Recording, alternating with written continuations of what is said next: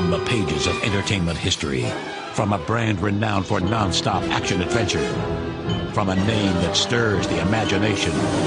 From a universe where good is heroic and evil sets the screen ablaze, comes a man who will always remain a hero. I'll get that vampire's blood if I have to suck it from her neck.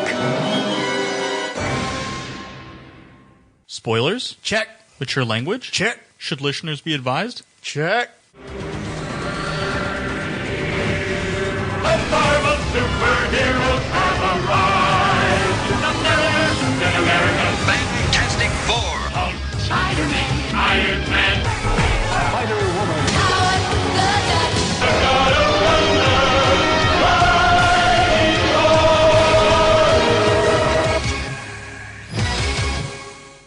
Welcome to the Marvel Superheroes Podcast. I'm Diablo Frank, and with me are... Illegal Machine and... Mr. Fix-It. You watched the first Avenger in the last few days. Tell me about the Marvel Cinematic Universe property, the Howling Commandos. The Howling Commandos are part of the group that Captain America rescues from the hands of the Red Skull, and then in turn selects to be his Special Forces squadron to go and defeat the Red Skull.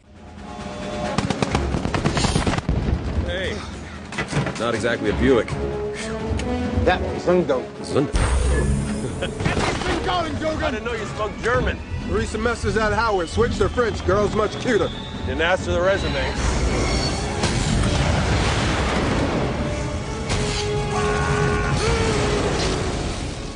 So what all do they get up to over the course of Captain America, the First Avenger? Oh, you know, a little this, little that.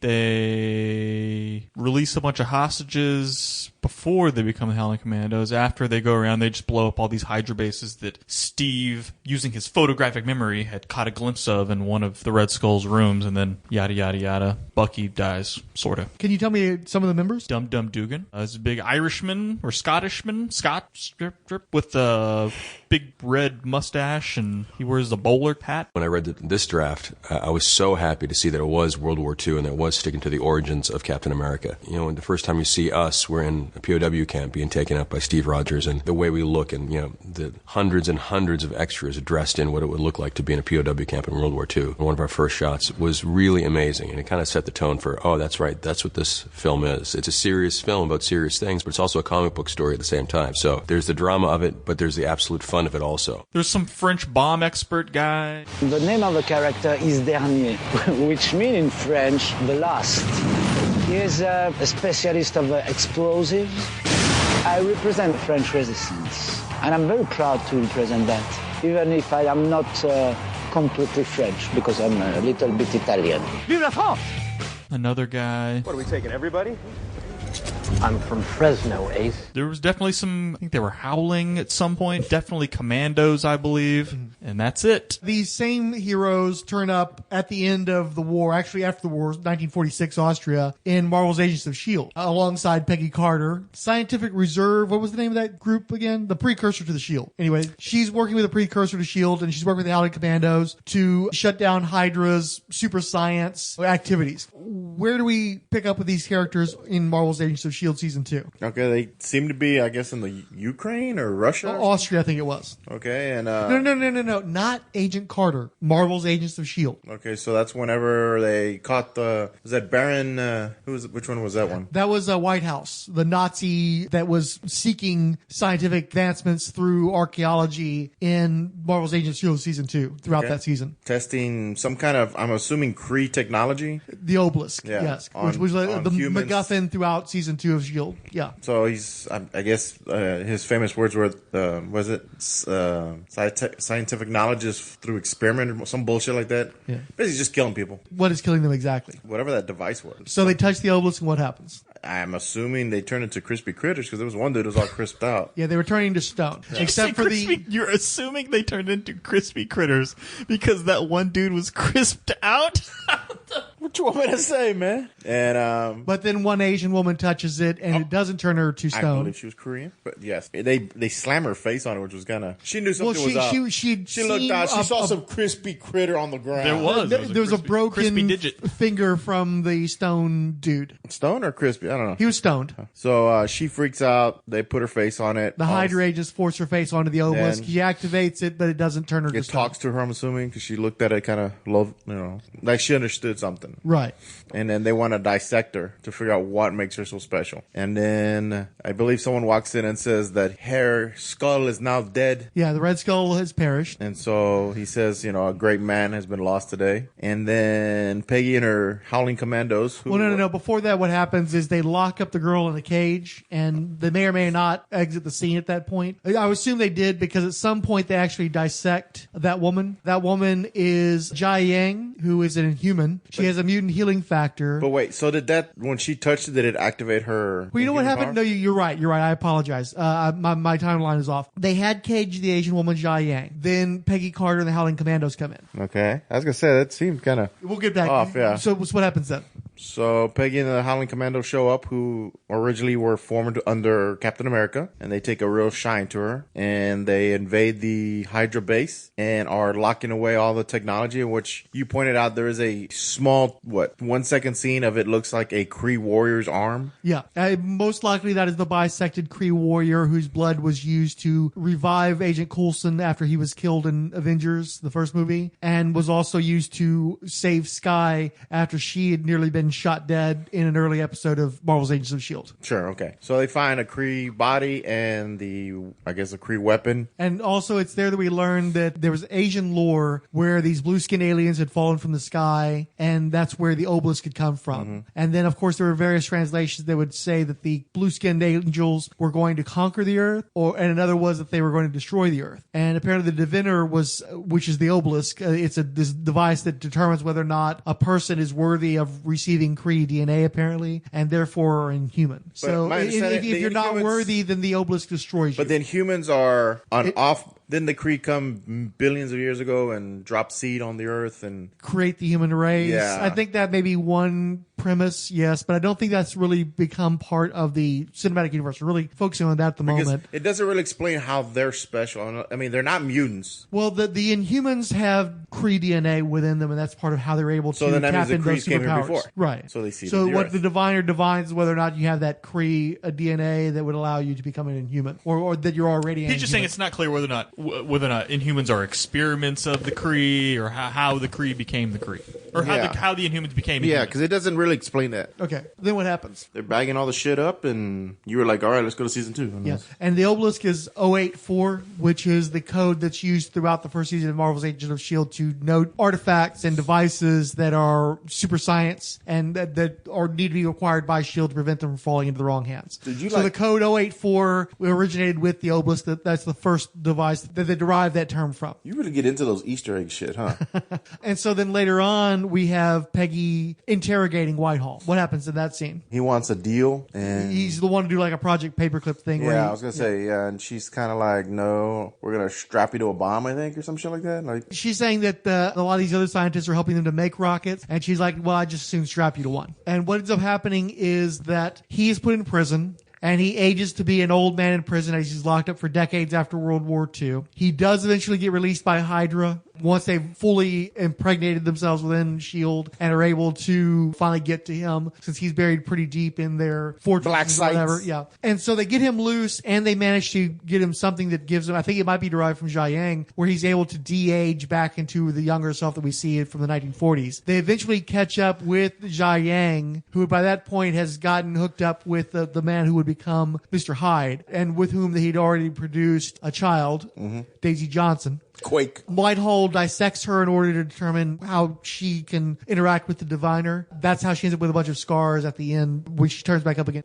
For as iconic as Captain America is in the books, he always had help. He always had people that would follow him in stride. And of course, Bucky, his most famous sidekick, his most famous partner. But there were others. And at the same time that the Cap comics were being published, because Nick Fury and the Howling Commandos was being published, these rough sort of World War II soldiers that got themselves into all sorts of trouble. So we really wanted to pay homage to those other Marvel World War II books by putting some of those characters in it. With the Howling Commandos, they're all individual personalities, and they all reflect different sides of Cap as a leader, so we had to make sure that we cast actors that lived up to all that. Sergeant Fury and his Howling Commandos, Marvel series running 167 issues and 7 annuals from 1963 until 1981. The antithesis of realistic war comics and one of the most static of Marvel's long-running titles. Set in World War II, the plot for any issue picked at random involves Nick Fury and his team of crack soldiers parachuting into Nazi-occupied territory to rescue a captured Allied commander, destroy a missile base, or free a town from Nazi domination. Once the fantasy premise has been swallowed, enjoy the jocular dialogue initiated by Stan Lee and the well-established, if completely two-dimensional personalities of Fury and his Howlers. Roy Thomas took over as writer from number 29 and Gary Friedrich from 42, but any changes in scripting style are barely noticeable. Dick Ayers deserves a mention for drawing almost every issue. From 80 every odd-numbered issue reprints earlier stories. Full reprint status is achieved in number 121, with the last issue reprinting the first. Noteworthy issues are number 13, guest starring Captain America, the only superhero influence on the title. Issue 18, with the death of Nick Fury's girlfriend, Pamela Hawley. 22's wonderfully humorous dialogue. 27, giving the origin of Fury's eye patch. And 72, with an unusually thoughtful plot. So, I want to show you guys a piece of art that comes from,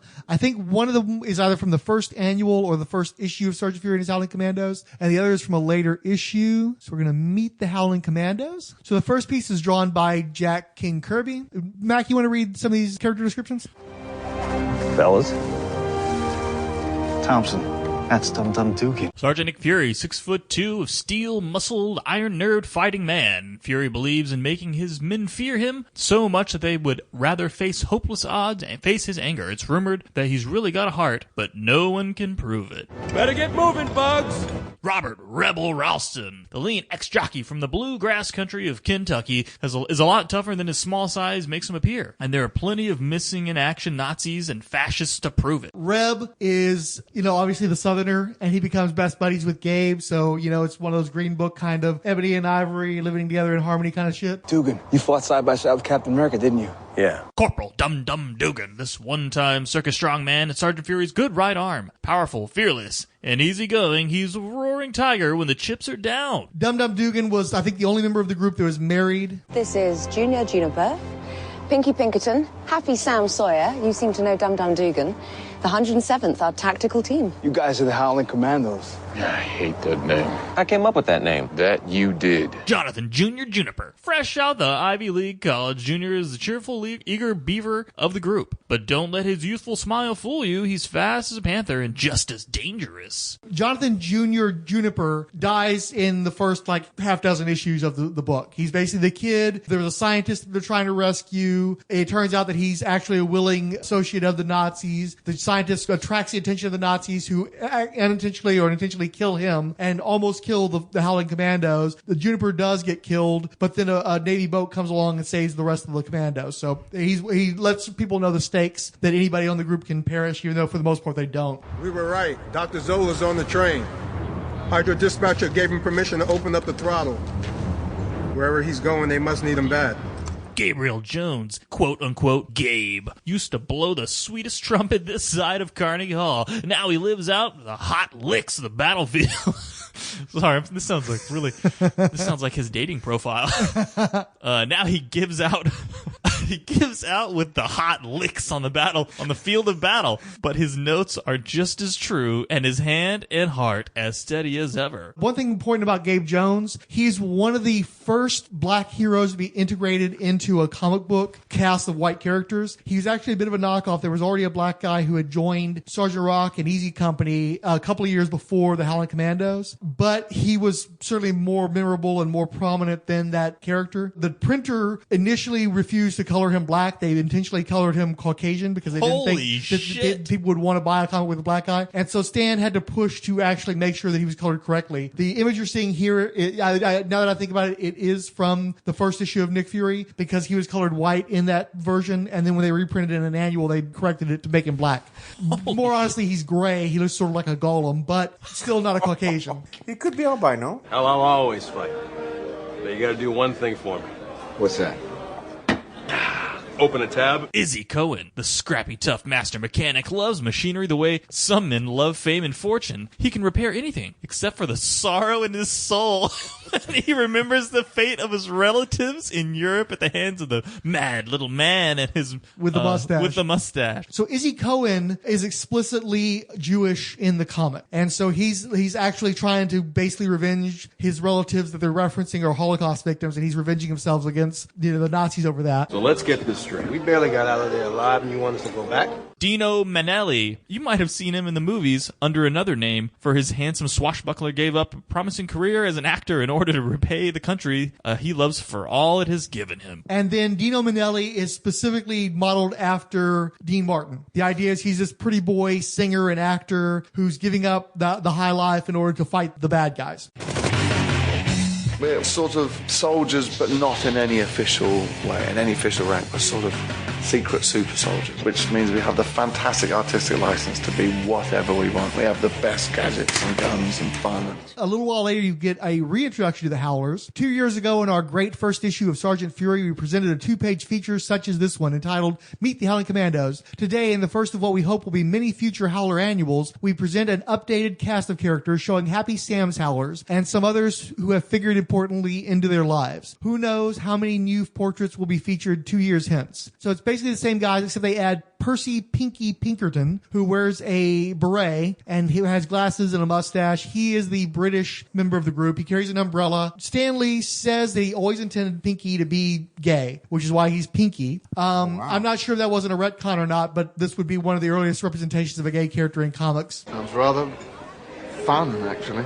Would he have been openly gay or just? Aside from being Pinky, I don't know that he's openly gay. But I think he's more valid than Rawhide Kid, who they also retroactively made gay. But I'm pretty sure if you look at the hundreds of issues of Rawhide Kid that came out, you can find plenty of hetero circumstances there. So that's kind of a retcon, Rawhide kind of thing.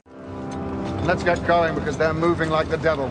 They also show the Blitzkrieg squad of Nazi Baron Strucker. Basically, Baron Strucker, who was the Nazi who became the major foil of Nick Fury in the Sergeant Fury comics. He put together his own squad, including Ludwig, Fritz, Otto, Siegfried, Ernst, and Manfred. Meanwhile, the Howling Commandos were under the direct command of Captain Happy Sam Sawyer, who smoked a pipe and was just like a total asshole, basically, but he loved his men. You've got the skipper, you've got mascot Hans Ruten, and you've got Mayor Ruten, Agent X of the Dutch Underground. So let me crack open another book right quick. This is the Comic Reader's Companion, an A to Z guide to everyone's favorite art form by Ron Goulart. Entry on Nick Fury. He was a Marvel comic book hero with two separate and distinct identities, a hard-bitten World War II soldier and a high-tech super spy. As Sergeant Fury, he led his Howling Commandos in innumerable battles against the Nazis throughout the 1960s and 1970s, and as Nick Fury, he's carried on espionage missions as an agent of S.H.I.E.L.D. since the late 1960s. Stan Lee and Jack Kirby formed the original writer-artist team on both incarnations. The first issue of Sergeant Fury and his Howling Commandos had a cover date of May 1963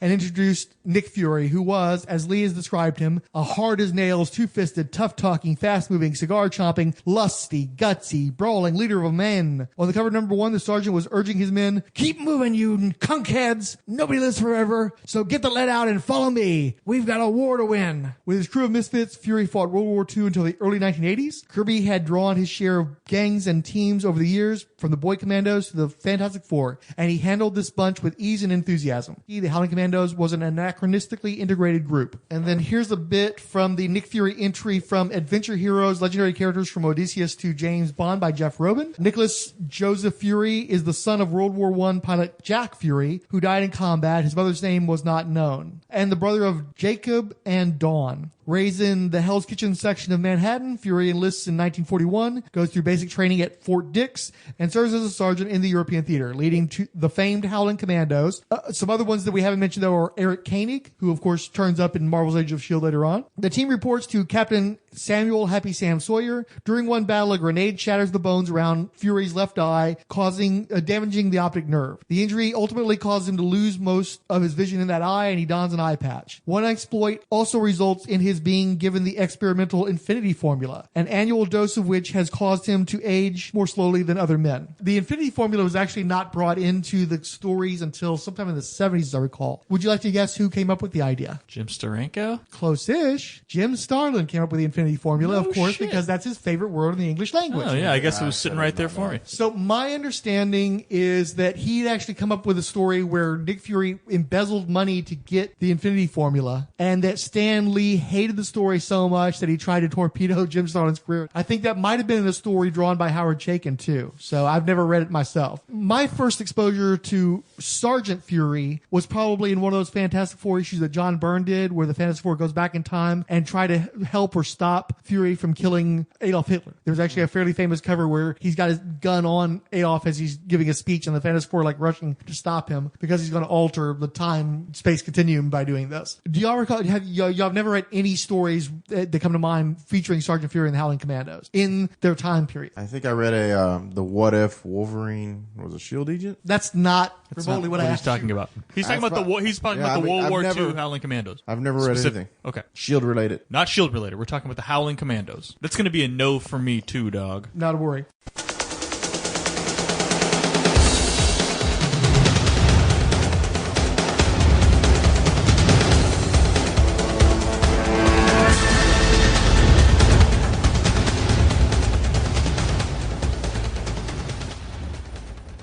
So let's jump over to a review of Strange Tales, again from the Slings and Arrows comic guide.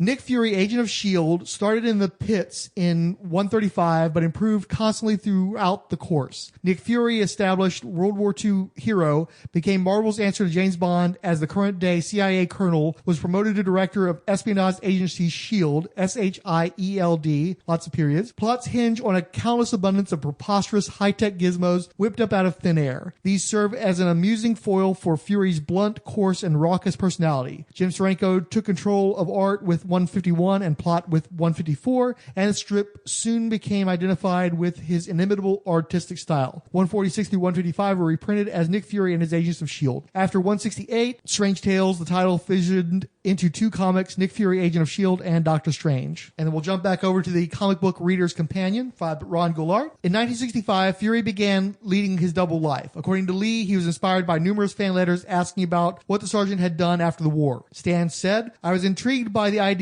of having two magazines featuring Nick Fury, one dealing with his exploits during World War II and the other bringing him up to the present. But doing what?" The answer came from television, where The Man from U.N.C.L.E. had begun the previous autumn. Lee invented the secret intelligence agency known as S.H.I.E.L.D., Supreme Headquarters International Espionage Law Enforcement Division. Stan said, "We were going to outbond Bond and out-Uncle. The new Nick Fury feature was introduced in Strange Tales 135 and blurbed as the greatest action thriller of all time. Middle-aged now and wearing a black patch over his left eye, Fury was initiated into S.H.I.E.L.D. and began his seemingly endless battle against an evil organization known as Hydra, which was bent on encircling the Earth. Jim Steranko played an important part in the rise of Nick Fury. Late in 1966, he joined Marvel and started working on as Kirby's inker on the feature. A few issues later, he took over writing and drawing the crusty super spies escapades. Fans and readers were impressed, and by the spring of 1968, Nick Fury had a magazine of his own. An artist with wide-ranging and eclectic interests, Steranko created a personal and compelling collage for Nick Fury. He said, "Everything from films, from radio, pulps, business, everything I could possibly apply from my background, including the magic I've done, the gigs I've played, everything goes into every comic story." Nick Fury became Steranko. Steranko used a whole bag of graphic tricks to catch and hold the reader's attention. He mixed the Marvel style, as then personified by Kirby, with the techniques of Will Eisner and Bernie Krigstein, and added the flash of pop art posters. Steranko didn't stay with Nick Fury long, but he left his mark on him. The sergeant ended his military career in the early 1980s, but has continued with some time off as a secret agent. The most recent Nick Fury series began in the summer of 1989. Leaner and possibly meaner, Fury is still state-of-the-art super spy. He still wears the eye patch, chomps on a cigar, and drops his G's. S.H.I.E.L.D., however, now stands for Strategic Hazard Intervention Espionage and Logistic Directorate, the world's top multinational intelligence agency. Nick Fury is its leader. So tell me, fellows, where were you introduced to Nick Fury in general? That's a good question. When did I first run into Nick Fury? It had to be in either Iron Man or the Avengers, right? No? Possibly, certainly. Do you like what time period, what creative teams, any of that? Maybe like Roger Stern. Maybe? Did Nick Fury pop up any of that stuff? Maybe. I'm not remembering. I vaguely remember his flying car, and that's it. But I don't. Not a specific comic book or anything? I couldn't tell you. You're saying was it possibly that what if you were mentioning with Wolverine? Well, I mean, I remember reading that, and I never really knew much about S.H.I.E.L.D. itself until I read that What If issue. Mm. But I was never a big S.H.I.E.L.D. or Nick Fury fan. I really didn't read that much Avengers. I was more of an X-Men guy when I was younger. Okay. And I don't think Nick Fury really crossed the X-Men that much that I can remember. Not too much. Not until, I mean, probably most famously is when Jim Lee was drawing the book and they did the Savage Land adventure that he was in. So for me, Nick Fury is actually one of the earliest characters I was exposed to in comics because my uncle had collected Strange Tales and I inherited a good chunk of his collection when he left his comics behind. And so Strange Tales was Doctor Strange in the front half and Nick Fury in the back half. The Human Torch had been the co-feature in Strange Tales. He'd actually starred in the book initially. They brought in Doctor Strange. They dropped Human Torch and they replaced him with Nick Fury. The early Nick Fury stories that Jack Kirby drew, those were before my time, apparently before my uncle's time, so I didn't get to read those. Looking at it, it's basically him running around in a brown suit. Didn't see a lot there that appealed to me. He was more interesting to me when he popped up in Captain America because at least you were having like more big action adventures where they did more of the espionage type stuff in Strange Tales. But where I started reading Nick Fury was when Steranko was drawing it. Stan Lee was still writing it. Technically, my understanding is that probably Steranko was doing the plots, Marvel style as it were, but Stan Lee was still doing the stories. The earliest issue I had in my possession was Strange Tales number 160, cover dated September 1967. This first story was Project Blackout, and this involved the telepathic Psi Corps, whatever they call them, that was with S.H.I.E.L.D. Captain America was in that story, which was a huge boon for me since I loved Captain America even then. Jimmy Woo is also in the story, so you've got some Asian representation. Cap sends Nick Fury on a mission where he comes across these cool cosmic-looking dudes who have taken over the Statue of Liberty. Cap and Nick Fury team up to fight these weird alien-looking dudes, and at the end of the story, Cap is using an anti-gravity device to fly up and away to do something. I don't remember what he was trying to get done exactly. But while Cap's away, Nick Fury gets thrown off of the torch of the Statue of Liberty and appears to be falling to his death. I unfortunately did not have the issue following that, and I actually didn't have pretty much any of the other issues featuring the Yellow Claw where they had revived the 1950s Fu Manchu, Yellow Peril, Oriental mastermind character. That's also where Jimmy Woo came from. Jimmy Woo is probably one of the oldest Asian protagonists in comics and probably almost certainly Marvel's. He was, I believe, when he was introduced, an agent of the FBI, and he actually was an antagonist for Nick Fury because he believed he had a lady friend who led him to believe that Nick Fury was a threat, and so he was actually going after Fury, but it turned out that his lady friend was either an LMD or something, and so it was kind of moot. So ultimately, Jimmy Woo ends up getting brought over into S.H.I.E.L.D., makes amends with Nick Fury, and that actually happens in another one of the early issues that I had when I was a kid. A story that was very impactful for me as a kid was in issue number 168 of Strange Tales, Today Earth Died, which I believe, Mac, you read for the first time today. Is that correct? Yes, sir. Yes, sir. Okay,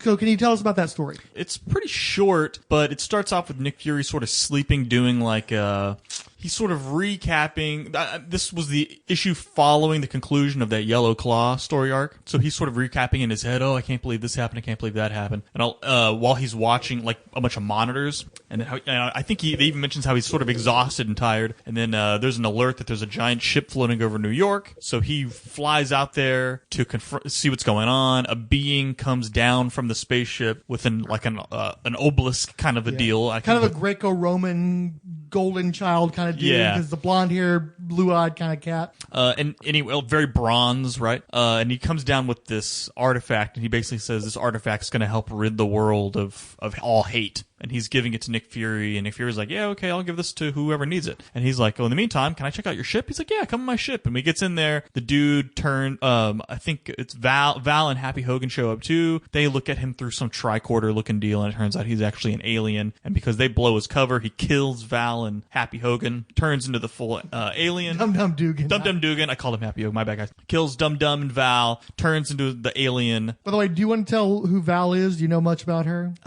She's a hot chick with a beehive. She's a femme fatale. Yeah, she's got black. Well, not really. She's got dark hair with a white streak down the middle, like Pepe Le Pew. Which was like her thing, right? Yeah, that was her thing. She wears skin tight leathers, and she was an agent of S.H.I.E.L.D. who was, I think, Italian, and she was also one of Nick Fury's lovers. Didn't she pop in the Captain America? She was always with Nick in the Captain America, like one of the Hoover stuff, right? Or the I don't Dave know. Hoover's stuff. It wouldn't shock me. She's been around the Marvel universe ever since since the 60s. Yeah. So Nick Fury uses one of his little gadgets to hit the alien guy before he can get zapped, and realizes that he was wearing this like crown, and the crown is maybe what made him turn into humanoid. So he's like, if I put the crown on, maybe I'll turn into an alien and I can battle this guy. So he does, and they fight and battle. Alien tells him it's too late or whatever, and then he's awoken by Dum Dum saying, hey dude, you fell asleep, what's going on? And he's like, oh man, I was asleep. Like he basically dreamed all that. And then before Dum Dum leaves, he's like, oh, did you hear some ship just is hovering over New York City, we gotta go. And he's all like, what? And then he's all shaking and sweating and stuff. This was probably plotted by Steranko, but it was scripted by Stan Lee because he's still listed on there. You forgot to mention there's one shot where it's like the apocalypse, where New York has basically been razed. That after he says it's too late. Yeah, and it's done like a collage, so you've got photographs intermingled with it. I always love that shot. Lots of cool newsprint, Zipatone sort of looking stuff all over it. Yeah. So what did you think of the story? I thought the story was interesting. I liked the twist. It was really just strange. Very dreamlike, which kind of makes sense. Dialogue was brutal, but just the whole, just the way Nick Fury talks, it really is difficult. It gets really tiresome. And it's, this is what, 60s, 70s? When was this when did this comic come out? This would have been 68, I believe. So heavy text, heavy word balloon. So maybe it was a Steranko script. I might be mistaken because they don't delineate. And Stanley's still top billed, but he might be top billed just as the editor. Yeah. But yeah, lots of gets and yours and and it's just like, oh gosh, it's very, very, But and Dum Dum kind of speaks in the same vernacular, sort of like the same person talking back and forth with one another. But I mean, this is classic Steranko stuff. It's so gorgeous the way he mixes in photographic stuff, like when he's talking to Val on some big intercom thing, and it's just like a pink screen with like the black imprint of her lips and eyes. And I think it's pretty clear too. That's a photograph that's been high contrasted and then inserted into the drawing. Yes, so, it's just great. I've always loved the contrast between photography, collage, and illustration. Then his use of Zipatone is great, which I loves me some Zipatone. Yeah. It looks so good, very pop arty and everything. It's just beautiful, and I love and then another scene is he borrows Val's Jaguar because his Ferraris, whatever, being worked on. So he runs and the Jag is also to photograph, like incorporated. And there's this great, as he's jumping over the back and into the driver's seat, and they do it's every sort of stop motion of his jump into the car. It just looks great. It's great stuff. Yeah. So great shot of Val in that episode too. She takes up like half of a whole page and everything. Yeah, it's sexy. Really cool. So what experience have you had with Jim Steranko in comics? Just his Agent of S.H.I.E.L.D. stuff I always liked. I don't think I own Nick Fury Agent of S.H.I.E.L.D. issue 1 for the first part of the Zodiac story, right? No, the reprint books. I've got copies right here. Yeah. So I have the OG. This is the Baxter reprints of some of the early Nick Fury Agents of S.H.I.E.L.D. issues. So I have that issue. I always liked flipping through that stuff. I don't think I was always too poor to own that stuff because that stuff has always been fairly hard to come across. But I love flipping through it, and I've always loved his artwork. And you have personally interacted with Jim Steranko as well. Yeah, we bumped into him at Comic Palooza. Super, super nice guy. He describe him a little bit. He's very debonair, dashing. He's a magician. Turtlenecks and blazers and a pompadour and dapper Dan man. Hair on point, suit on point, quick talking, very charismatic, but also very personable and very open to talking to you, like inviting you to have a conversation with him too, which it was refreshing and just super, super nice guy. Yeah, and I brought him a copy of that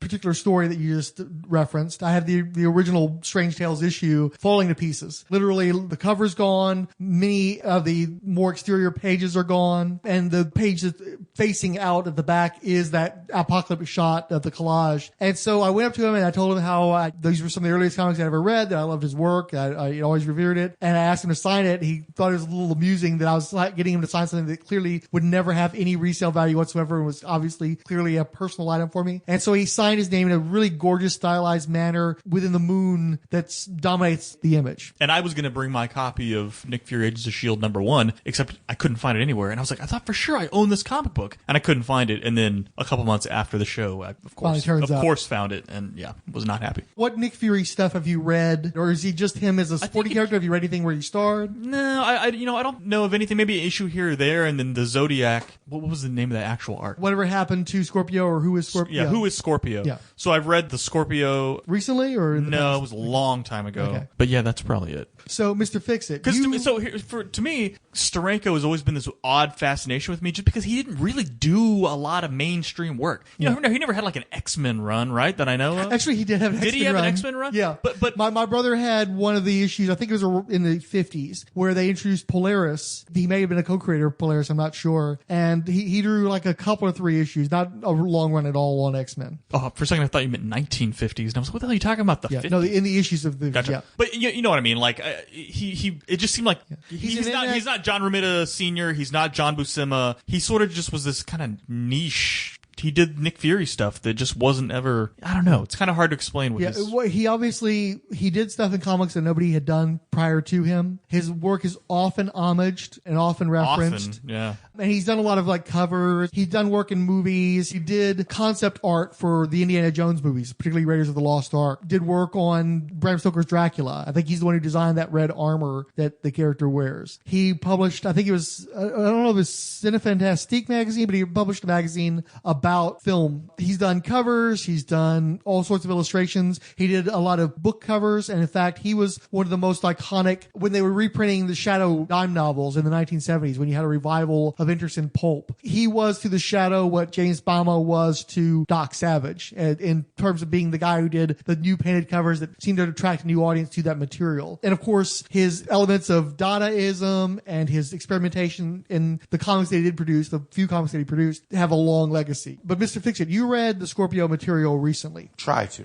Why don't you give us a description of those issues? This was amazing art and just god-awful writing. I don't know if maybe it was the writing of the time. Like, that's just how they wrote then. But it was a fucking chore. Not even a chore. It was an odyssey to get through this shit. Like, I had to read 2 pages, stop, and do something, and then come back. It was gorgeous to look at. I liked the artwork. I think he told a great story visually, but dialogue-wise was just... I'm melting my brain. Like, I just couldn't fucking get through it. Here's the thing. Jim Steranko was a fan of the pulps. So these were the novels and serialized stories of the 1930s and 40s. They were precursors to comic books. And those dime novels were known for having a very florid style. They gave heavy descriptions of stuff, like in the case of The Shadow, where it's not enough that he just shot the gun. It's like his teeth gritted, the heat from the pistols wafted into his nose, the smoke, and just like going into a lot of purple prose, heavy duty detail. And it seemed like he was trying to translate that pulp style to comic books, where, especially in modern years, we're very used to brevity. We're very used to comic books that try to be cinematic and have as little dialogue, captions as possible. But he was being very cinematic with his art. Yeah. Matter of fact, he had a lot. The first issue of Nick Fury Agents of S.H.I.E.L.D., the solo spinoff title from Strange Tales, the first several pages are silent. Mm-hmm. And in fact, when he did that, readers wrote in thinking that there had been an error in the printing and they'd left the words off of the first few pages, not understanding that he was actually doing a silent sequence. What I noticed is he did this weird dual story where he's doing one story about Nick and then another story about a comedian. Well, tell me the story about Nick. If I remember correctly, he's training, or they're training some kind of robot. One of the LMD, Life Model Decoy. Yeah, and a Life Model Decoy is like an android that has the appearance of a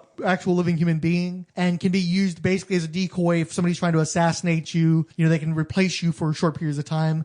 They can perform some simple functions and they can speak for you but they're not like full-on automatons. They have a limited functioning, but they look very realistic and can pass for you if somebody's trying to shoot you in the head. Well, he's sitting there. He comes up from the floor behind it dressed in a costume, and he shoots it. Dum Dum is talking to him, and apparently it was shot by another secret bullet that It's worth noting, too, that Nick Fury sneaks up and kills his own Life Model Decoy. But that's the weird... So he kills it, but at the same time... It turns out there's more shots in the LMD than Nick Fury had fired, because somebody else had also fired on the LMD, killing it, thinking it was Nick Fury, but it was in fact shooting a robot. But it's like a scorpion stamped bullet or some shit. Some shit like that, yeah. Yeah, really weird. But while this you is see happening, a sequence too where there's like a race car driver that has a Scorpio tattoo. So you see like there's like some kind of like Hydra-like Scorpio. But then you're introduced to a comedian who's owes the mob money. Flip Mason, I think he is. By the way, Flip Wilson is an African American, and Flip Mason is like Aryan motherfucker, blonde hair, all that kind of bullshit, glasses. But he owes money to, I guess, the mob. Mm-hmm. He's a gambler. And so you have these two stories that have really nothing to do with each other, except for the very end where, you know, this gambler spends his last dime at a casino. He's walking out. He gets mistaken for someone else. Not just somebody else. It just so happens the gambler has an uncanny resemblance to the mobster that he owes all the money to. Yeah. And so he happens to be in the right casino to get a handoff on a payout of $200,000 because of this mistaken identity situation. He walks out with the $200,000 and then the mobster shows up looking for his money. And so the mobster's like, where's my money? And they start fighting. He takes shots at the other people that are paying him off. The comedian runs to the phone because he's going to call, I guess, I'm assuming his wife. Yeah, just to let her know that everything's going to be okay. And at the same time, Nick is, I guess, getting laid. At one point, he does get laid. That's actually an infamous sequence where Nick Fury is hanging out with the Contessa, and they start smooching and stuff, and there's a sim so that they're going to have some sex. The last panel was supposed to be Nick taking the phone off the hook, and the Comics Code Authority took issue with it because they saw that the suggestion was clear that they were going to have sex, and that was not allowed the Comic Code Authority. So to replace that panel, they took an image from of the previous splash page where it's Nick's gun in a holster hanging off a chair. They enlarged it and they put that into place. And the symbolism of a gun in a holster was even more suggestive than the phone was, but it got past the Comic Code Authority. As this is going on, the comedian he goes to a phone, and it turns out they were going to kill the mob boss, and it explodes and kills him in the phone booth. Oh, but you forgot the very important part. When the mobster is trying to shoot the guy who gave him the handoff in the first place, while they're shooting guns at each other, he manages to shoot the sky vessel that Scorpio is flying in and downs that with a single gunshot. Yeah. So these two stories keep being inextricably linked, and I mean inexplicably linked as well, because this makes no fucking sense. There's way too much coincidence. It's dumb as shit. And then, of course, the bomb blows up, and Nick's like, was that a bomb in the distance? And that's it. The story ends. So am I mistaken in thinking that this may perhaps be the first Image comic, where it's like all these big splash pages and 2-page spreads and just utter nonsense story that's overwritten without actually having much in the way of plot? That's not an Image exclusive problem. There's a lot of independent books where the fucking Badger made no fucking sense to me. I tried to flip through one of those fuckers one time. No, I think what it was is he definitely had style. His art was amazing, but he doesn't know how to tell a story dialogue-wise, and I don't think he knew how to really plot a story. I get that he was trying to do this cool two stories that are like, you know, the city, there's all these lives going on at one time, and they just, for a split second, interact with each other. I mean, I kind of got that because he did that with the second fucking story as well, but it was just, I don't know. I mean, it just was really, I guess to me, the worst part was the dialogue. Like, just trogging along to that fucking dialogue was horrible. Because it was just like, I can't even describe it. It was just like a really cheesy Bond movie. Yeah. So what happens in the second story? But I gotta say though, that description of it for a comic book in 1969. I think by this point we're getting like close to 70. 70, right? Yeah. I mean, that sounds pretty different from most other shit coming out. Yeah, but you got like Doctor Strange probably doing some really cool artwork. I mean, everyone's No, doing I mean, I'm not saying something. I'm not talking about the artwork. I'm talking about the weaving of two parallel stories at one time coming together at one point. I feel that I mean, was it sounds probably like at done. least he was trying something different. Oh no, definitely experimenting, but not yeah, really I would say succeeding in the experimenting. experiment. And then you have the second one where they introduced the Asian character, Jimmy Woo, yes. Yeah, where again, Jimmy the guy from the Yellow Claw series from the 1950s. They're running him through a fun obstacle house. course to see if he can keep up. But it's really weird because it's like he falls and he's like, hopefully I can catch one of these planks and stop myself. And then he stops himself. Speaking of weird, stereotypical Orientalist the dialogue definitely gives off that he may the spirit of my ancestors give me the power or some bullshit like that. Yeah. Well, no, to me the one that gets me is when he falls in the tank with the shark and he goes, hopefully I can use my tie to seduce this beast. Chi, I seduce this think. beast. Or they said chi? Something like that. Yeah, and he's like using his tie. I was just like, ugh. Ugh. And then Nick kind of comes off as an asshole because he's like, I don't trust him. He's tried to kill me before. And Scorpio keeps popping up. Well, no, do you remember this particular story? You might want to take a quick flip through there because it's really out of left field. Oh, yeah, the fucking bomb. We forgot that part. Where they're testing like some kind of like... but don't too much in the weeds. Skip that. Yeah. No, but that was I remember seeing that, and I thought immediately of the last Raid of the Lost Ark, the Crystal one. Yeah. They did that same Why shit. is Nick Fury, director of S.H.I.E.L.D., sitting at ground zero for a bomb detonation to test whether or not this huge force field thing is going to work? People of all people, why does he need to be there? Why not an LMD? And then, of course, Scorpio's managed to not only get into S.H.I.E.L.D. headquarters and gas everybody in the building, but then he's going to drop the bomb on Nick, but there just happens to be a sled thing that he can jump onto to get back. And not only does it save his life, but it takes him back to the S.H.I.E.L.D. headquarters so he can burst in time to fight Scorpio. Jesus Christ, this is too much coincidence. Oh, yeah. Well, not just that. The second one, the really part that got me weirded out was the fucking bug. Pierce, you're gonna have to tell S.H.I.E.L.D. to shovel up their collective end zones. They put me out to pasture 5 years ago. So, now, why don't you take your blow dryer and get the hell out of my afternoon sun? Hydra's back in the game now. Ah, it's impossible. Von Strucker's dead. I killed him myself. Yesterday, Hydra stormed Trinity Base, and they killed Clay in the process. It looks like Hydra's trying to send you a message. Looks like I heard it.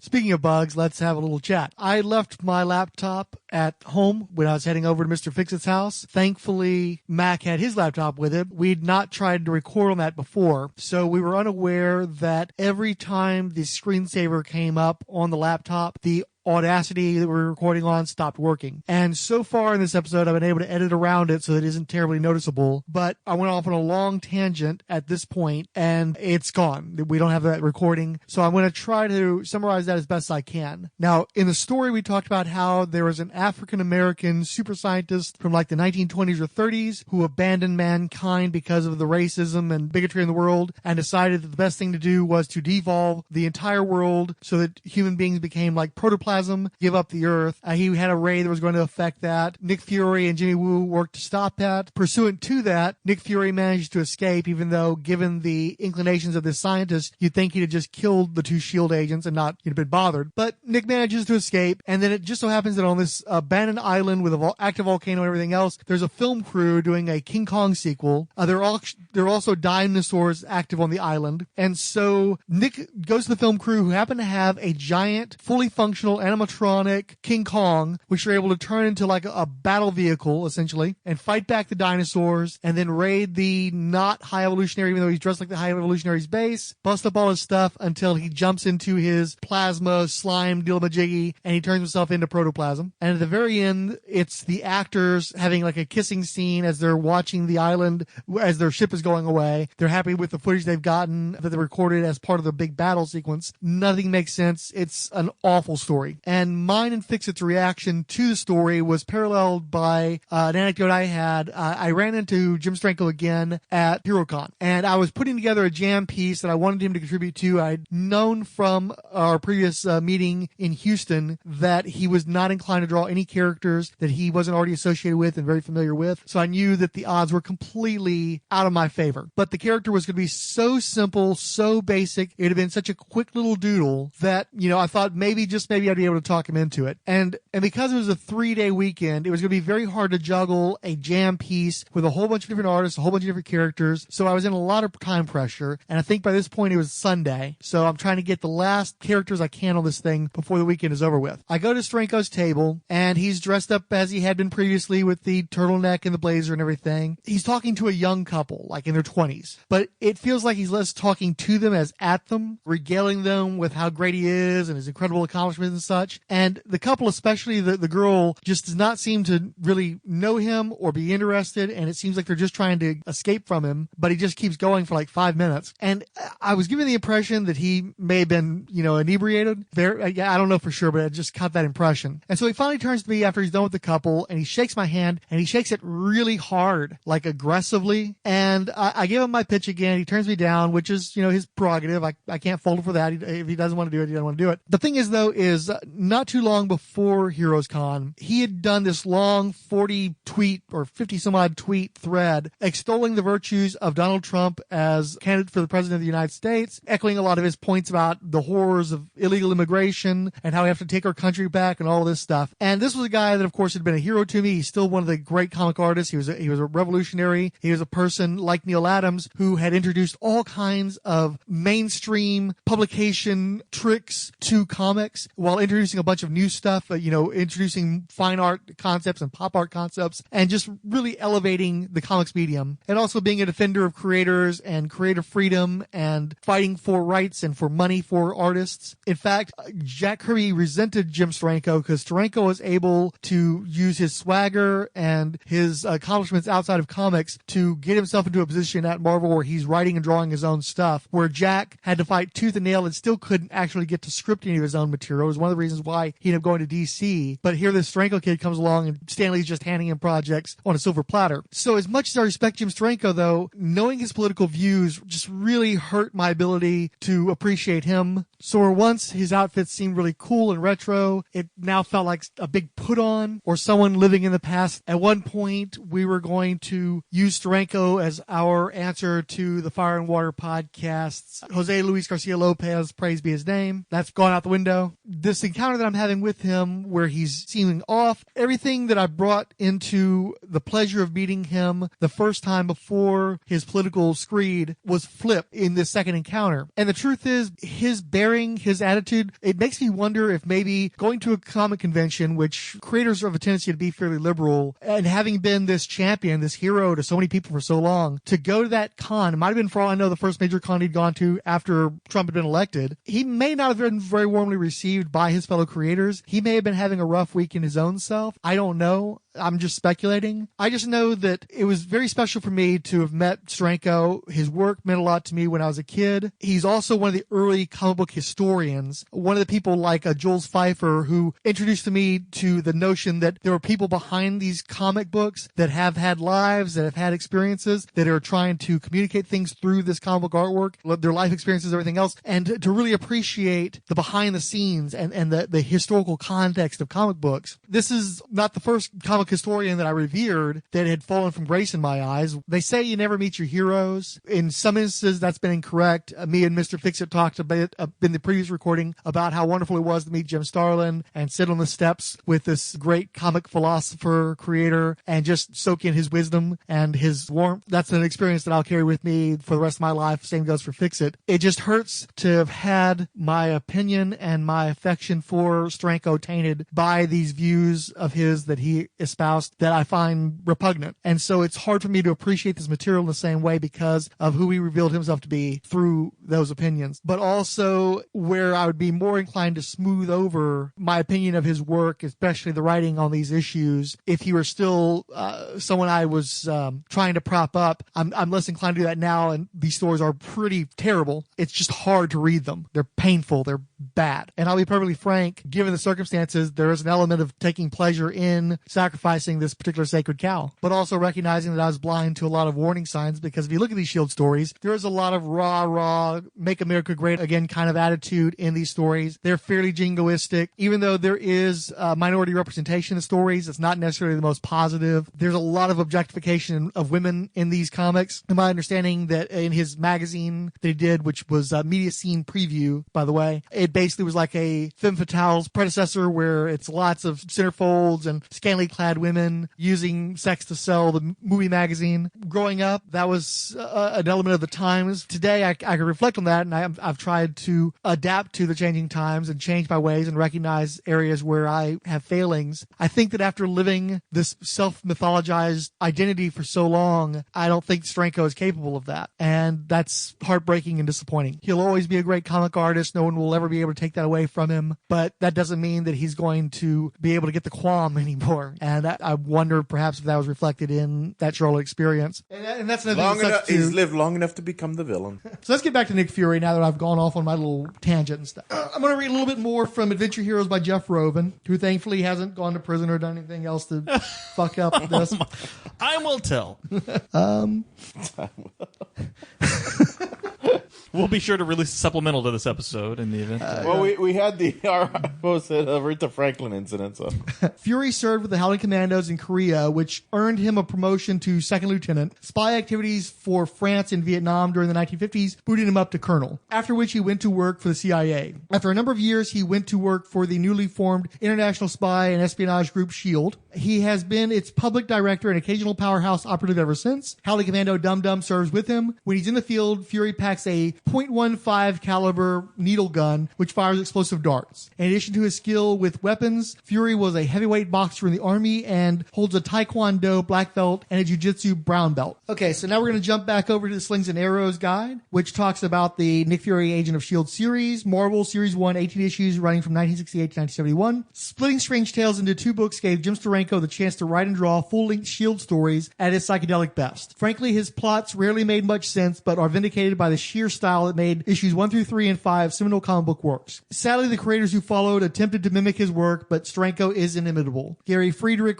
wrote most of the succeeding first series issues, yet the run suffers from a lack of continuity. For instance, Contessa, Valentina, and Laura Brown are unaware or unconcerned that Nick Fury dates them in alternating issues. 12 through 14 are the best efforts, but were not enough to stave off cancellation with 15. 16 through 18 were published a year later as all reprint issues of the S.H.I.E.L.D. stories in Strange Tales 136 through 144. Can you guys think of any particularly great Nick Fury stories? In the Ultimate X-Men, or the Ultimate universe, we'll that was pretty cool, Nick Fury. But let's stick with the 616 for a minute. I feel like I'm forgetting. Didn't he do... You know how back in the 80s and 90s Marvel would do the oversized magazine size... treasuries. My brain is not functioning right now. I'm pretty sure there was a Captain America... Didn't they do a... No, that was the Tales of Suspense kind of one-shot Captain America Iron Man one. I swear Nick Fury was in one of these things, and it's killing me. And if I had my long boxes here, I could find it. I don't think they did a Nick Fury Treasury edition. I don't think. No, not a Treasury edition. You know, remember they did like a Tales of Suspense? It had nothing to do with the old Tales of Suspense series. It was a Captain America and Iron Man team-up.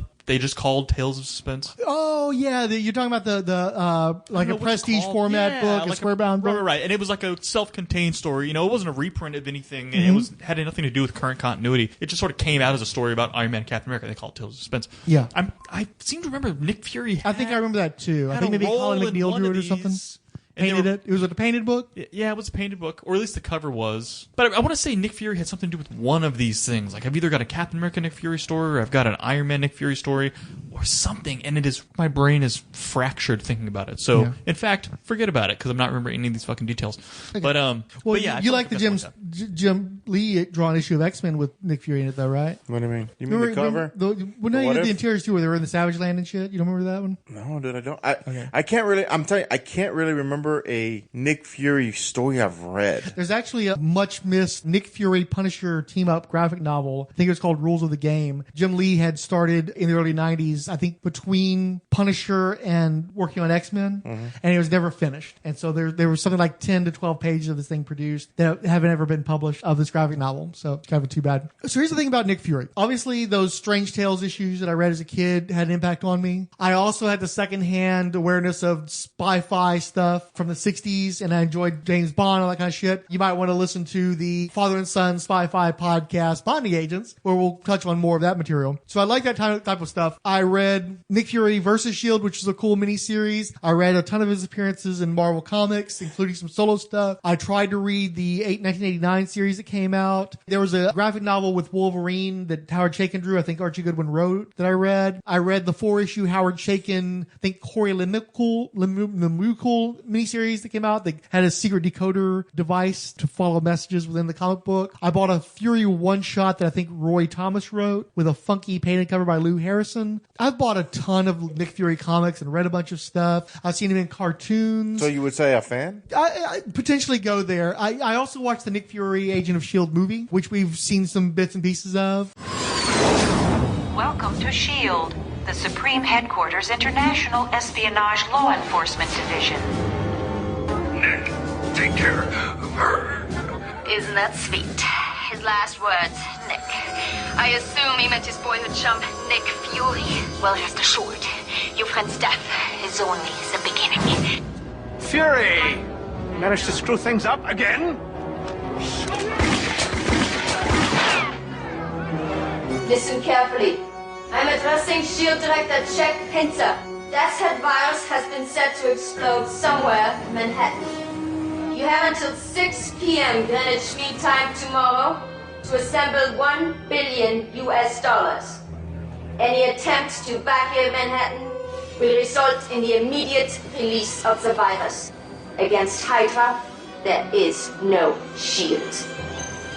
Have either of y'all ever watched the whole thing? Did No. you say you did? No. The I might Hasselhoff have as one? a kid. I watched watched it when it came out. The Hasselhoff one. Yeah. It's kind of a big deal. So I definitely watched it, and I just remember that it wasn't great. Yeah, it came out in 1998 versus the Academy Awards, and so of course it was trounced. That's right. I remember that. Lisa Rinna played Contessa. Sandra Hess played Andrea von Strucker, a.k.a. Viper. He had appearances by Alexander Pierce, who, this one was English. I'm not sure if that was the case in the comics. Pierce, I remember from the Versus S.H.I.E.L.D. miniseries and from the spin-off book. Dum Dum Dugan's in it, but he doesn't look anything like Dum Dum Dugan. Gabe Jones is in it, but he's a much older man. Arnim Zola's in it. Baron von Strucker, a much older version, is in it. The basic premise is that Nick Fury was drummed out of S.H.I.E.L.D., and he goes up to Canada where he appears to be mining in a cave, except the cave is actually like a sewage tunnel, and I don't know even what the hell's going on. And he gets brought back in, stuff going on with LMDs. He gets kissed by the Viper and poisoned, and so he's slowly dying, so he's compromised for most of the movie. Lots of terrible CGI effects. But oddly, given that David Goyer's got such a bad reputation with comic fans these days for trying to avoid any comic book stuff, a lot of stuff in the comic books, like the characters, the LMDs, a lot of references, so points for that. It's a terrible movie, and that's why I didn't force you guys to watch it. Here's the thing. I have this nostalgia for Nick Fury, and I have this nostalgia for spy-fi material or sci-fi material, whatever you want to call it. And Nick Fury kind of sucks. Like,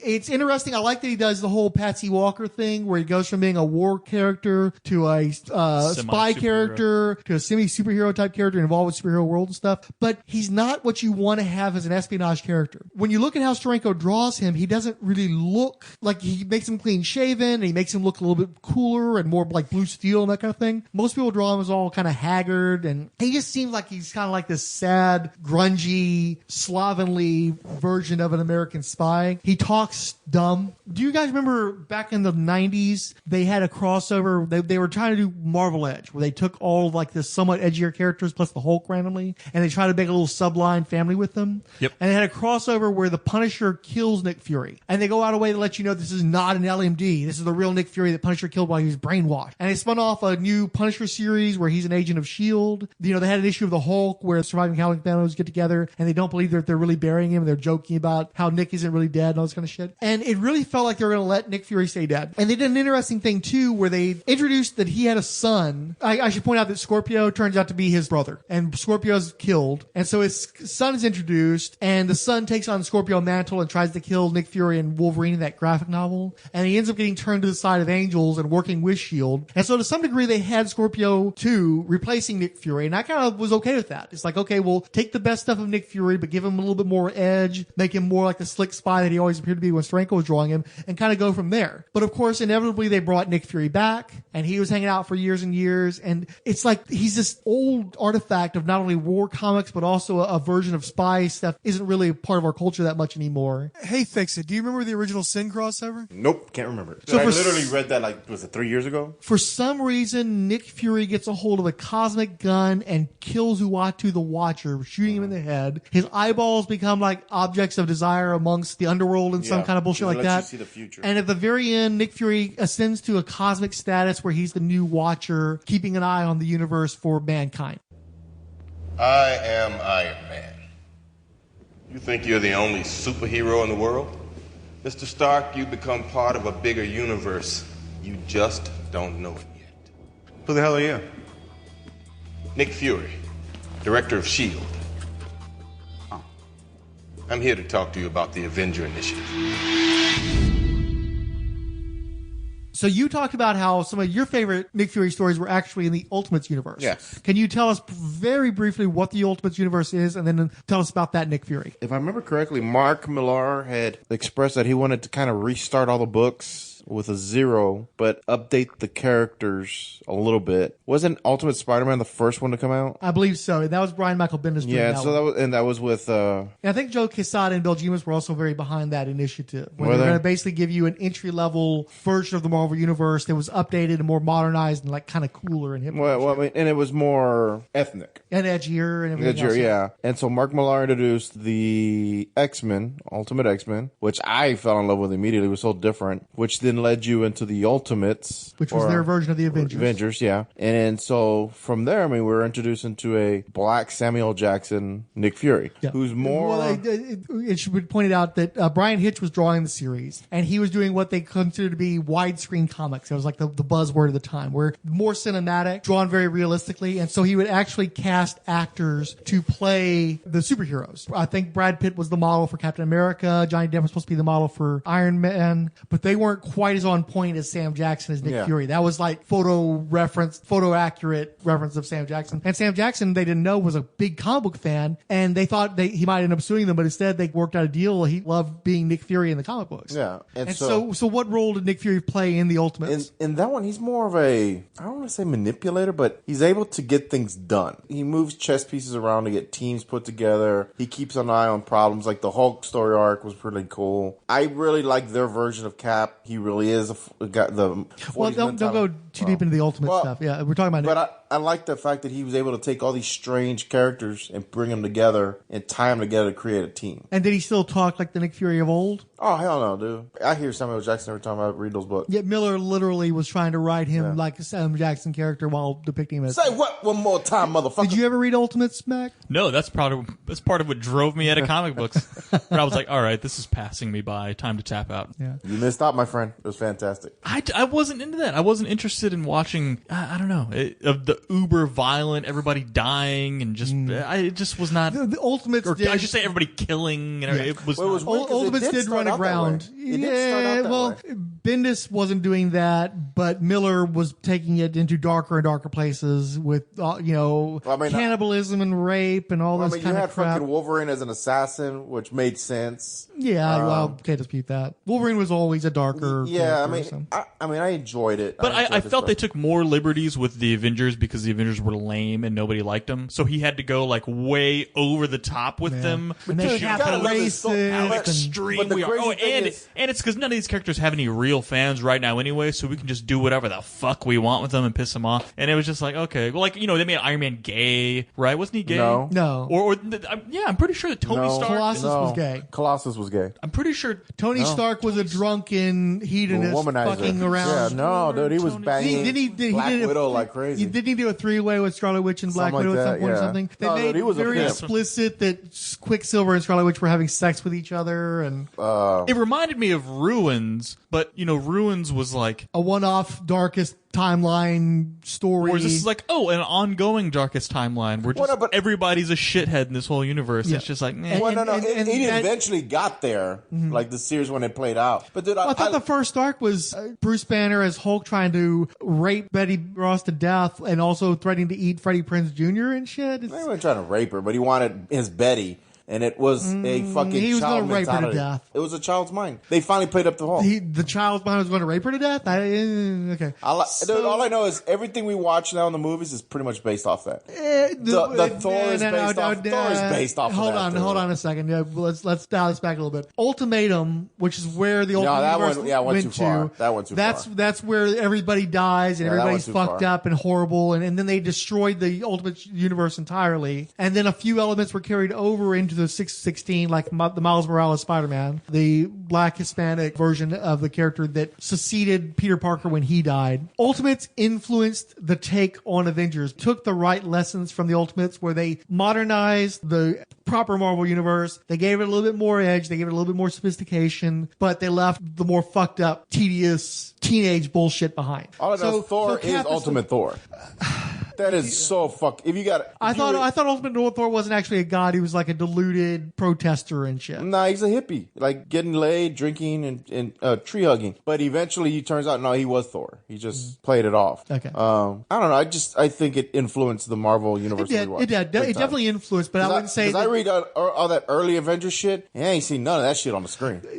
In particular, the visual representations, the Cap from Ultimates looks very much like the movie version. Iron Man, but they they found a happy medium between the extremes of the Ultimate Universe and a more modern, streamlined Marvel Universe as to influence the Marvel Cinematic Universe. And then, of course, that fed back into 16 too, because you now have a Nick Fury Jr. They had the miniseries Battle Scar, where they introduced a black war hero. You know, he was a soldier, and he had a buddy that was also working with him called like Cheese or something. And they go through this whole story in this miniseries, and then at the end of it, it's revealed that the dude is actually Nick Fury Jr. and that Cheese is actually Phil Coulson. And so they basically inserted these characters from the Marvel Cinematic Universe into the Marvel Universe proper. And now we've done our best to scrub the old Nick Fury, and Phil Coulson actually has led Marvel's Agents of S.H.I.E.L.D. in the main universe now to have the comics more parallel the cinematic interpretations. And besides the fact that Sam Jackson is one of my favorite actors and that I've thoroughly enjoyed the role that they've created for Nick Fury within the cinematic universe, I just think that version of Nick Fury works better than the comic book version ever did anyway. Winter Soldier is fantastic. That's closer to the Nick Fury that I would have wanted regardless of race or anything else. Yeah. I just really enjoy Nick Fury in these movies. I enjoyed him tremendously in the Winter Soldier arc. I mean, I thought he really stood out. That was like, wow. So, especially the whole suburban scene. Yeah, I mean, it's one of, if not the best Marvel movies, and he is a major part of making it. So, there's an extended sequence where it's basically a Nick Fury movie before it turns back into a Captain America movie, and that's a great sequence. One of the best action sequences in a Marvel movie as well. And I love how Nick Fury ties the entire Marvel universe together. You know, the cinematic universe, it all, to a large degree, comes back to Nick Fury, who puts together the Avengers. And where in the early days you did have Phil Coulson running around, he's been dead since Avengers, and while Phil is continuing to be in the TV shows, the main connection between him and the Marvel universe, connecting that show to the Marvel Cinematic Universe, is through Nick Fury. Both those characters are going to appear in the Captain Marvel movie soon, and that helps to tie everything together in a way that you're probably never going to see in the modern set movies. So, and I'll tell you what, I saw the trailer for Spider-Man, and you know, I don't really care about Spider-Man. Far From Home, or Far From Home, yeah. I don't care about Spider-Man. I don't care about Mysterio. I don't care for the humor that they use in those Spider-Man movies. That trailer would have been completely lost on me. I'm not even excited about Jake Gyllenhaal joining the Marvel Cinematic Universe, you know? You're not telling me anything new, man. But the Nick Fury moments in the trailer, and seeing him team up with Maria Hill too, and seeing Spider-Man tied into the Marvel Cinematic Universe, that's something. Well, if I go see that movie theatrically, it's going to be because of Nick Fury. It's going to be because of Sam Jackson and that character and what he means to the cinematic universe, and just being happy to see Nick Fury in these movies again after a dry spell for a while there, after Winter Soldier. If I go see the movie in the theater, it's because Tom Holland is my Spider-Man. Yeah. And he's my Peter Parker. Yeah. When you want to build something, you need a strong foundation. Now, you know how few people I trust, Coulson. You can count them on one hand. And I'm not afraid to cut off fingers. The principle S.H.I.E.L.D. was founded upon was pure. Protection. Protection. One word. Sometimes to protect one man against himself, other times to protect the planet against an alien invasion from another universe. It's a broad job description. No need to tell me. But the belief that drives us all is the same, whether it's one man or all mankind. That they're worth saving. That truth lives inside you, Coulson.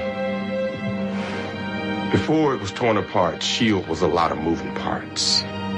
Guys like you with a heart.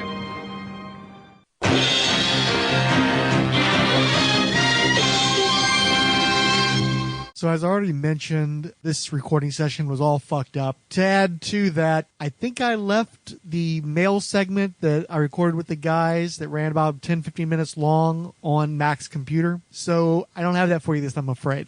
Just another cock up. I'm just hoping that our spawnometer isn't fucked up too. But anyway, let's look at the mail. We have retweet frantic ones in Between the Pages and Grave Girls. Keepers of the Favorites Flame include Anthony the Insomniac Drunk Monk of Alterna Fans, Big Easy 77, Bill Well Actually, Bone Dragon Comics, Chris at Bad Books for Beginners, Comic Book Dude 85, Comics for Jack, Cosmic, Daniel Ianson, Doc Strange, Ebtisem, Fanholes Podcast, Gaff Garn, The Eternally Unfurnished, Gal Walks Into a Comic Shop, IG88, Jennifer DeRoss, Jerry Whitworth, said that name enough times, you think I'd have it down by now, Jesus Melendez, John Horsley, Ken Barr Jr., Key Smash, Law Lost Soul, Liam Hoffman, Liz Allen, got Spider-Man on the brain, Liz Ann Oswalt, Longbox Crusade, Marvel Mythos Podcast, Masters of the Nerdiverse Podcast, Max Romero, Mike Alonzo, Nerdvic Strangers, The Nerd Grounds Jake, Nethead, Nicole at Zekhead Sphere. One of these days I'll get that right. Nuno Quaresma, Ranger Gord, Richard G, Scott X, Seth Briz, Sean Merrick, Siskoid, Steve Sellers, Stockport Super, Tim Price, Toy Lab, Wonder Woman Warrior for Peace Podcast, Words and Pictures, and Zena Schultz. Finally, it's the Merry Marvel Marching Society, 20th Century Geek, 108 Sage, Amy Stewart Hale, Anime Freaks, Anime Nostalgia, Caroline Wells, Cesar Gonzalez, the Cinnabud Podcast, CJ, Coffee and Comics, Collected Edition, Daniel French, Crisponius Sound Design, Darren Ruth Sutherland, Dirk Ashton, Ed Moore, Fire Source, Green Lantern HG, Gregory Litchfield, The Hammer Strikes, Random Geeky Stuff, History of Comics on Film, Ja Rule, Jeffrey Brown, Just in Time with the J&T Baggers, Justice First Dawn, Keith G. Baker, Kyle Benning Likes Comics, The List Game, Man Brain Podcast, Nerds Chatting, Movies, TV, Comics, Odell Abner Dracula, Paul Matthew Carr, Rad Adventures, Randy Caldwell, Relatively Geeky, Resurrections and Adam Warlock and Thanos Podcast, Richard Field, Sean Michael Ortega, who wrote Thanks at Excelsior, Secret Wars and Beyond Podcast, Stu Perrins, who also said thanks, DJ Back, Tony Scipione, Trekker Talk, Warlord Worlds, Webcast 411, Xenozoic Xenophiles, and Zach Sally. The Marvel Superheroes Podcast is in no way affiliated with or endorsed by Marvel Entertainment. All characters mentioned and audio clips employed are believed covered under fair use, with no infringement intended against their copyright holders. The views expressed in this podcast are assumed legitimate, truthful, and solely possessed by the speaker.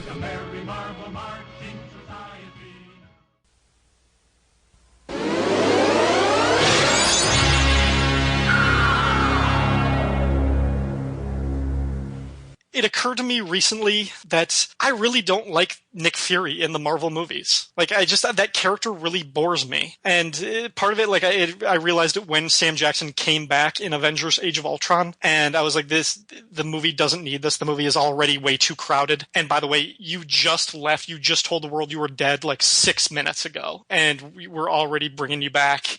And it's just, Nick Fury works for a very specific purpose. You need that cigar chomping Cold War mentality, James Bond, but really blue blood, like red-blooded American machismo that is different from the gentlemanly. And Sam Jackson doesn't have that. It also doesn't feel like he's acting. He's just Sam Jackson with an eye patch.